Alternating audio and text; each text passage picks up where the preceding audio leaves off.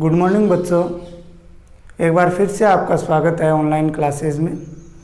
हम unit number 2 का छठा चैप्टर कर रहे हैं, ठीक है, जिसमें हमने बात की थी, जो कल हमने बात की थी उसके आगे आज हम बात करेंगे।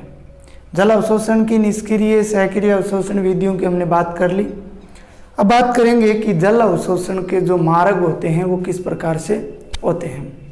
जल मूल रोम के अंदर पहुंच जाता है। मूल रोम में पहुंचने के बाद जो जल है वो आगे किस प्रकार से उसको मार्ग मिलता है, या रास्ता मिलता है या पथ मिलता है, जिसके माध्यम से वो आगे पादप के विभिन्न भागों तक जाता है। उन मार्गों की बात हम इस वीडियो के अंदर करेंगे, ठीक है। देखो, पादपों में जल मार्ग हमारा टॉपिक रहेगा। पादपों में जल मार्ग। पादपों में जल मार्ग की बात मैंने आपको बता दी कि पादपों में आगे का मार्ग कैसे बनेगा। जल जो है वो मूल रोम में पहुंच जाता है, ठीक है। सक्रिय या निष्क्रिय जल अवशोषण, सक्रिय तो बहुत ही कम 2 से 4%, जबकि वो 96 से 98% निष्क्रिय जल अवशोषण, उनके माध्यम से मूल रोम तक पहुंच जाता है। लेकिन मूल रोम में पहुंचने के बाद आगे कैसे मार्ग बनेगा, तो मूल रोम से जल जो है वो जाइलम तक पहुंचता है। इसके लिए 3 प्रमुख मार्ग होते हैं। कितने मार्ग होते हैं? 3 प्रमुख पथवे होते हैं। 3 प्रमुख पथवे होते हैं। और जब मूल रोम से पादपों में मूल रोम से जल का प्रवाह जाइलम की ओर होता है तो उस प्रकार के प्रवाह को पार्श्वीय प्रवाह बोला जाता है। क्या बोला जाता है? पार्श्वीय प्रवाह बोला जाता है। तो ये बात भी आपको पता होनी चाहिए कि इस प्रकार का प्रवाह क्या कहलाता है? पार्श्वीय प्रवाह कहलाता है। इसके बाद देखिए हम बात करते हैं आगे। 3 मार्ग हैं, तीनों मार्गों की मैं आपको आपसे जो है तीनों मार्गों की हम लोग बात करते हैं। देखो, 3 मार्गों के नाम बताता हूं आप लोगों को। पहला जो है अपलवक या एपोप्लास्ट, इसको क्या बोलते हैं? अपलवक या एपोप्लास्ट। हम चित्र सहित इनकी बात करेंगे, इनको समझेंगे तीनों को, ये कैसे होते हैं, और फिर इनका डायग्राम सहित इनकी बात करेंगे। दूसरा है सैलवक या सिम्प्लास्ट, इसको सजीव पथ भी बोला जाता है। अगला है रसदानीय पथ या रिक्तिका पथ, और इंग्लिश में अगर बात करें तो वोक्यूलर पथ, इसको पथवे बोल सकते हो। वोक्यूलर पथवे इसको बोल सकते हो। तो देखो, सबसे पहले हम बात करते हैं एपोप्लास्ट पथवे की। किसकी बात करते हैं? एपोप्लास्ट पथवे की बात करते हैं। एपोप्लास्ट जो होता है, इसमें क्या होगा, जो निर्जीव कोशिका भित्ति जो होती है, निर्जीव कोशिका भित्ति, वह कोशिका के मध्य जो अंतराकोशिकीय अवकाश होते हैं उनके माध्यम से जो जल है वो आगे जाइलम तक पहुंचता है। फिर से सुनना, निर्जीव कोशिका भित्ति, पादपों में आपको पता है बाहर की ओर कोशिका भित्ति जो है वो पाई जाती है। कोशिका भित्ति और कोशिका में उपस्थित जो अंतराकोशिकीय अवकाश होते हैं, इंटरसेलुलर जो अवकाश होते हैं, उनके मध्य से जो है जल है वो आगे जाइलम तक पहुंचता है। तो ऐसे मार्ग को क्या बोलेंगे? एपोप्लास्ट पथवे बोला जाता है। ये प्रवाह जो होता है जल का, इस प्रकार का जो प्रवाह होता है वो अनियंत्रित होता है। वह विसरण, डिफ्यूजन के द्वारा होता है। किसके द्वारा होता है? विसरण या डिफ्यूजन। पढ़ चुके हैं हम पिछले वाले चैप्टर में। विसरण, प्रासरण, पारगम्यता, जीवद्रव्य कुंचन, विकुंचन और साथ में अंतःशोषण हम पढ़ चुके हैं।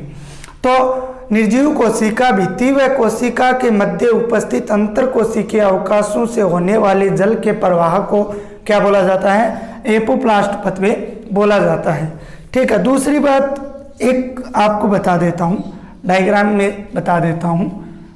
मान लीजिए हम कोशिका बनाते हैं। सबसे पहले ये कोशिका हो गई, ये 2 कोशिका हो गई, ये 3 कोशिका हो गई, ये हमने कोई 4 कोशिकाएं बना ली, ठीक है। इस प्रकार से आपको डायग्राम बनाना है। मैंने आपकी कॉपी में बना दिया है नोट्स के अंदर।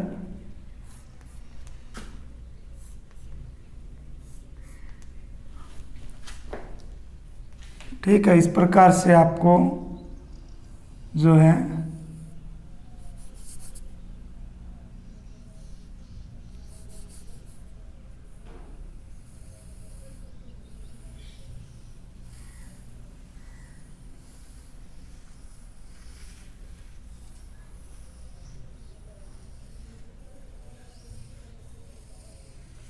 ये इस प्रकार से जो है डायग्राम आपका बनता है। ठीक है, कोशिकाएं बना दी, कोशिका के अंदर ये रिक्तिका बना दी, क्या बना दी, रिक्तिका बना दी, सभी में रिक्तिका बना देते हैं।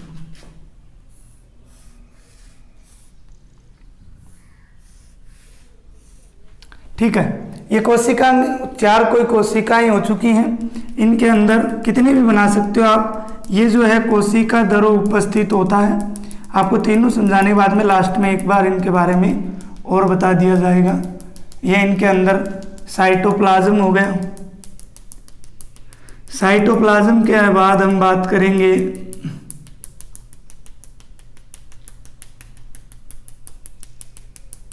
ये जो इनकी है, यहाँ पे नाम लिख देता हूं सभी के।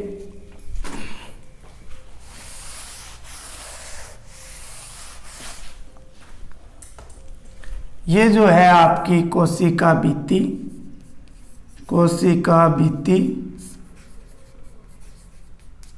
ये इसके अंदर उपस्थित है कोशिका द्रव्य, कोशिका द्रव्य। ठीक है, ये जो आपको दिखाई दे रही है ये होती है रिक्तिका, रिक्तिका बोलते हैं इसको।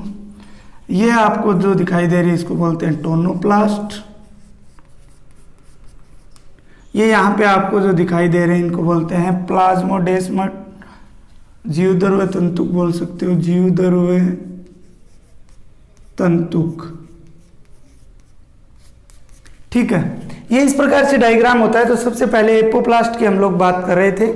एपोप्लास्ट में इस कोशिका भित्ति, ये जो कोशिका भित्ति है, ये देखो ये कोशिका भित्ति है, इस कोशिका भित्ति या ऊपर वाली ले सकते हो, इस कोशिका भित्ति व कोशिका जो है ये कोशिका झिल्ली है, इसके मध्य में जो अंतराकोशिकीय अवकाश है, ये जो भाग आपको दिखाई दे रहा है, इसके माध्यम से अगर जल का प्रवाह होता है तो वो एपोप्लास्ट कहलाता है। तो इसके लिए अगर हम चिन्ह की बात करें तो इस प्रकार से इसको आप दर्शा सकते हो। ये इस प्रकार से जल का प्रवाह होता है, इसे क्या बोला जाता है, एपोप्लास्ट बोला जाता है। दूसरा बात, इसके अलावा अगर बात करते हैं तो जड़ के अंदर जो अंतःत्वचा होती है उसकी जो कोशिकाएं होती हैं, जड़ के अंदर जो अंतःत्वचा है उसकी जो कोशिकाएं होती हैं उसमें इस प्रकार का एपोप्लास्ट की तरह क्या है, जल का प्रवाह नहीं होता है। उसके अंदर जो है एपोप्लास्ट की तरह नहीं होता है। क्यों नहीं होता है, इसका रीजन भी मैंने आपको बता देता हूँ। सेल वॉल जो होती है उनकी अंतःत्वचा कोशिका की जो कोशिका भित्ति होती है उसके अंदर केसपेरियन पट्टिकाएं पाई जाती हैं। क्या पाई जाती हैं, केसपेरियन पट्टिकाएं पाई जाती हैं जिनमें सुबेरिन उपस्थित रहता है, जिनके अंदर क्या उपस्थित रहता है, सुबेरिन उपस्थित रहता है। और ये सुबेरिन उन कोशिकाओं को जल के प्रति अपारगम्य बनाता है, जल के प्रति क्या बनाता है, अपारगम्य बनाता है। इसलिए इन अंतःत्वचा कोशिकाओं में इस प्रकार का जो है जल का प्रवाह या इस प्रकार का मार्ग जो है वो नहीं पाया जाता है। इनमें जो है अंतःत्वचा के अंदर इनमें कलाओं द्वारा, जो कोशिका कल्ला है उसके द्वारा जल का प्रवाह होता है और कोशिका कल्ला द्वारा जल के प्रवाह को परिकला पथ बोला जाता है।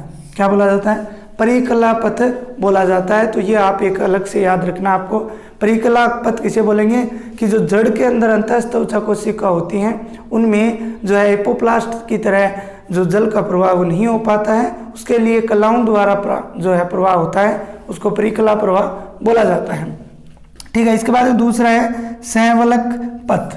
संवलक पथ की अगर हम बात करते हैं तो इसमें जो जल का प्रवाह है वो एक कोशिका से दूसरी कोशिका में, ये एक कोशिका है ये दूसरी कोशिका है, तो संवलक पथ में जो जल का प्रवाह है वो एक कोशिका से दूसरी कोशिकाओं में जीवद्रव्य तंतुक या इनको प्लाज्मोडेस्माटा बोला जाता है, प्लाज्मोडेस्माटा, या जीवद्रव्य के माध्यम से होता है, या किसके माध्यम से होता है, जीवद्रव्य के माध्यम से होता है, तो उसे क्या बोलेंगे हम लोग, जो संवलक पथ है वो उसको बोलेंगे, क्या बोलेंगे, संवलक पथ उसको बोला जाएगा।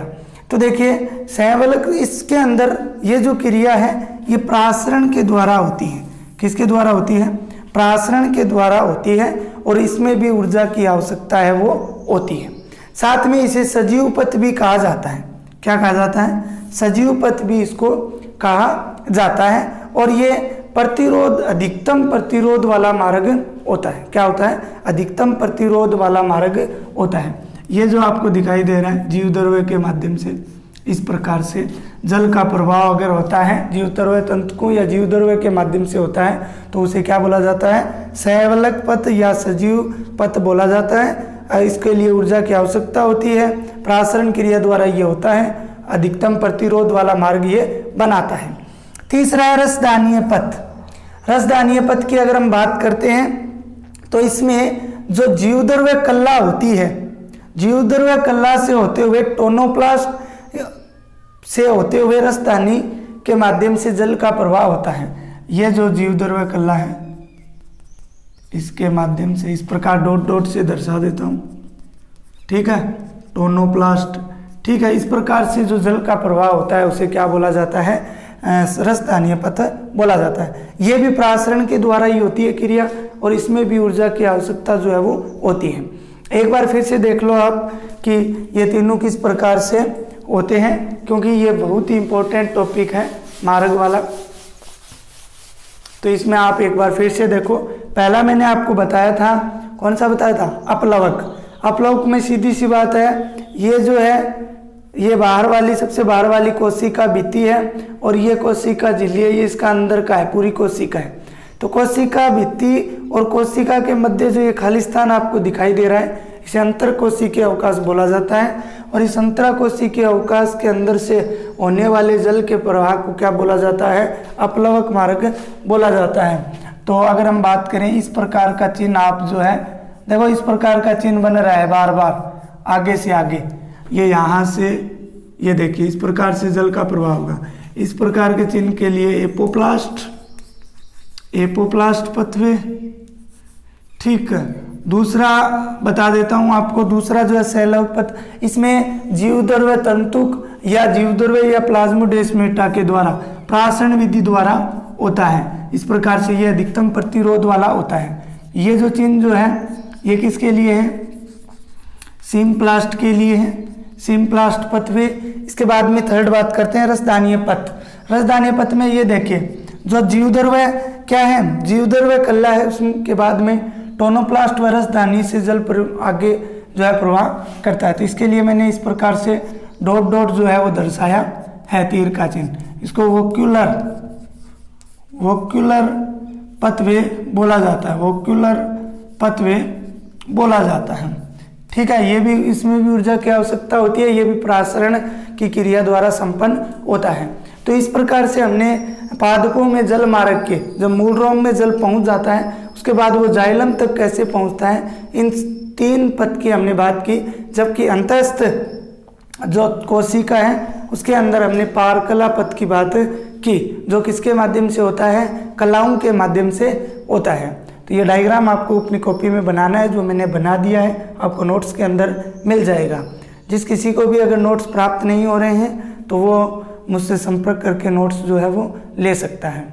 अब देखिए आगे बात करते हैं जल अवशोषण को प्रभावित करने वाले कारक।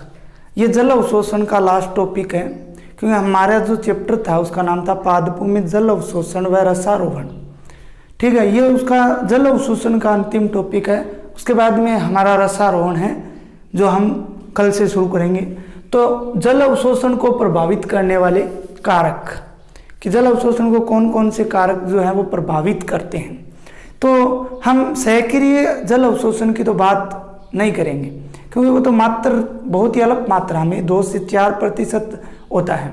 हम बात किसकी करेंगे, निष्क्रिय जल अवशोषण की दर की बात करेंगे कि निष्क्रिय जल अवशोषण की दर को कौन कौन से कारक जो हैं वो प्रभावित करते हैं। मुख्य 4 कारक हैं आपके सिलेबस में। पहला है पर्याप्त मृदा जल, दूसरा है मृदा वातन, तीसरा है मृदा का तापमान और चौथा है मृदा विलयन की सांद्रता। सबसे पहले जो हम बात करेंगे 1 नंबर, वो है पर्याप्त मृदा जल। ठीक है, पर्याप्त मृदा जल, इसकी बात करेंगे तो ये 2 क्षेत्रों पर डिपेंड करता है। कितने क्षेत्रों पर डिपेंड करता है? 2 क्षेत्रों पर डिपेंड करता है मृदा प्राप्त जल। एक तो जल धारण क्षमता या क्षेत्र क्षमता, जल धारण क्षमता या क्षेत्र क्षमता, और दूसरी जो होती है स्थायी मलानी प्रतिशतता। दूसरी कौन सी होती है? स्थायी मलानी प्रतिशतता। बहुत ही इंपॉर्टेंट शब्द है, बहुत बार परीक्षाओं में इनकी परिभाषा जो है वो पूछ ली जाती है। क्षेत्र क्षमता या जल धारण क्षमता बोलते हैं इसको, स्थायी मलानी प्रतिशतता या स्थायी मुरझान प्रतिशतता भी आप इसको बोल सकते हो। देखो, सबसे पहले हम क्षेत्र क्षमता की बात करते हैं कि जो क्षेत्र की क्षमता है या जल धारण की क्षमता है वो क्या होती है। गुरुत्वीय बल द्वारा मृदा से निष्कासित, देखिए गुरुत्वीय बल द्वारा मृदा से निष्कासित जल के अतिरिक्त जल की मात्रा, ध्यान से सुनना इसको, गुरुत्वीय बल द्वारा मृदा से निष्कासित अतिरिक्त जल की मात्रा के बाद मृदा में जो भी शेष जल की मात्रा बच जाती है उसे क्या बोला जाता है? जल धारण की क्षमता या क्षेत्र क्षमता बोला जाता है। देखो सीधे तौर पे आपको बताता हूँ, जल गुरुत्वीय बल है, उसके द्वारा जो मृदा से अतिरिक्त जल है, उस अतिरिक्त जल निष्कासित कर लिया गया है, उस निष्कासित जल के अतिरिक्त जो भी के बाद जो जल शेष बचता है उसको क्या बोला जाता है? क्षेत्र क्षमता या धारण क्षमता बोला जाता है।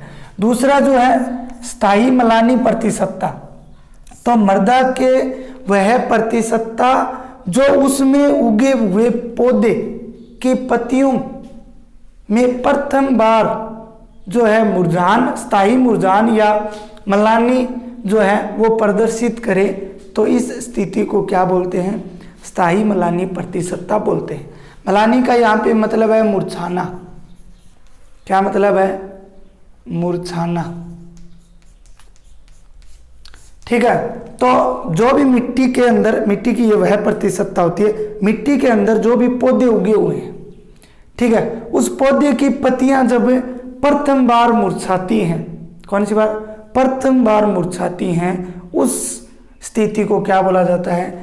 स्थायी मलानी प्रतिशतता बोला जाता है। यह भी क्या है? एक अवशोषण, निष्क्रिय अवशोषण की दर को प्रभावित करने वाला कारक है, तो ये ध्यान रखना। दूसरा जो है मृदा वातन। देखो, अच्छी अगर वातन वाली मिट्टी है, अच्छी वातन वाली मिट्टी है, वह आसानी से जिसमें पार हो जाती है, ठीक है, तो उसके अंदर जल अवशोषण की क्रिया अधिक होगी। जैसे दोमट मिट्टी है, तो दोमट मिट्टी से प्राप्त जल है, ठीक है, वो अच्छी तरह से जो है जल का अवशोषण हो जाता है। जबकि अगर हम बात करें इसके अपोजिट जलाक्रांत मृदा की, तो उसमें जल अवशोषण की दर वो 0 या निम्न होती है, 0 या नए के बराबर होती है। ठीक है, तो अच्छे वातन वाली मिट्टी के अंदर जो प्राप्त जल अवशोषण की दर है वो अधिक होती है, जबकि जलाक्रांत मृदा के अंदर ये 0 या निम्न होती है। इसके बाद बात करते हैं मृदा का तापमान। देखो, तापमान हर जो कार्य है उस पर डिपेंड करता है, चाहे आप पादपों की बात करो, चाहे आप अन्य जीवों की बात करो। तापमान जो है बहुत ही आवश्यक होता है सभी के लिए। ये ना तो अधिक काम का और ना ही जो है कम काम का, लेकिन इसकी एक सीमा होती है, उस सीमा के अंदर ये काम करता है। जैसे हम इस जल अवशोषण की क्रिया की बात करें तो ये 20 डिग्री सेंटीग्रेड से 30 डिग्री सेंटीग्रेड के बीच में जल अवशोषण की दर है वो सबसे अधिक होती है। तो इस जल अवशोषण की क्रिया के लिए उपयुक्त तापमान है वो कौन सा हो गया? ये 20 डिग्री सेंटीग्रेड से 30 डिग्री सेंटीग्रेड हो गया। इस तापमान में क्या होता है कि जो जल अवशोषण की क्रिया वो सबसे अधिक होती है। अब अगर 20 डिग्री सेंटीग्रेड से कम है या फिर 30 डिग्री सेंटीग्रेड से ज़्यादा है तो जल अवशोषण की दर है वो घटेगी। तब क्या होगा? जल अवशोषण की दर क्या हो जाएगी? घटेगी। तो ये बात आपको ध्यान में रखनी है। मृदा का जो तापमान है वो जल अवशोषण की क्रिया के लिए उपयुक्त होना अति आवश्यक होता है। इसके बाद देखिए मृदा विलयन की सांद्रता। अगला क्या है? मृदा विलयन की सांद्रता। मृदा विलयन की सांद्रता की अगर बात करते हैं तो मृदा में खनिज लवण उपस्थित होते हैं। क्या उपस्थित होते हैं? खनिज लवण। अगर खनिज लवण अधिक उपस्थित है तो उसकी सांद्रता भी क्या होगी? अधिक होगी। सांद्रता भी विलयन की क्या होगी? अधिक होगी। सांद्रता अधिक होने के कारण जो है जल अवशोषण की क्रिया है वो क्षीण हो जाती है। क्या हो जाती है? क्षीण हो जाती है, बहुत कम हो जाती है। ठीक है। और तनु विलयन वाली अगर मृदा है तो उसके अंदर जो जल अवशोषण की क्रिया है वो तीव्र होती है या तेज होती है। तो इस प्रकार से हमने बात की किसकी? जल अवशोषण को प्रभावित करने वाले कारकों की। जल अवशोषण को प्रभावित करने वाले 4 कारक पड़े। प्राप्य मृदा जल, गुरुत्वीय बल द्वारा मृदा प्राप्य मृदा जल के अंदर क्षेत्र क्षमता और स्थायी मलानी प्रतिशतता, जिसके अंदर हम इनकी दोनों की बात की परिभाषा की। दूसरा मृदावातन। तीसरा हमने मृदा का तापमान जो 20 डिग्री से 30 डिग्री सेंटीग्रेड के मध्य बहुत ही उपयुक्त रहता है। और मृदा विलयन की सांद्रता। अगर मृदा के अंदर बहुत सारे खनिज लवण उपस्थित है तो सांद्रता उच्च होगी, जिसके कारण जल अवशोषण की दर है वो क्षीण हो जाती है। जबकि अगर तनु विलयन है, मृदा का विलयन जो क्या है तनु है, तो उसमें जल अवशोषण की क्रिया है वो तेज होती है। आज के लिए इतना ही। और बाकी जो है इस चैप्टर का अगला टॉपिक रसारोहण वो कल वाले वीडियो में पूरा हम कर लेंगे।